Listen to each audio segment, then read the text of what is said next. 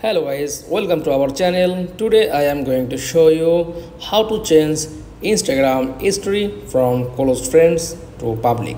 Okay, so let's get started. Then first of all click on Instagram app. Okay, then tap on plus icon.